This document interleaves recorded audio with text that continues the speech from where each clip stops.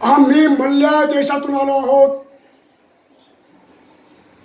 माझं नाव साक्षात तिरुपतीची कृपा आहे माझ्यावर.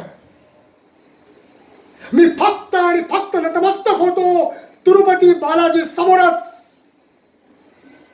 आले आले आम्ही पिठापूर मधल्या सर्व मल्ल्यांना आव्हान दिलं, पण कुणीच माझ्या समोर उभं राहायला तयार नाही.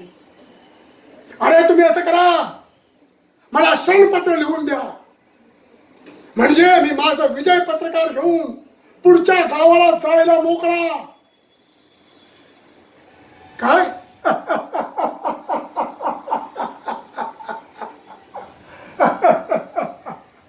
हा बालक माझ्याशी मल्ल युद्ध करणार? अरे हा, अरे याचा निभव माझ्या समोर कसा लागेल? एका क्षणात त्याला गारद करीन.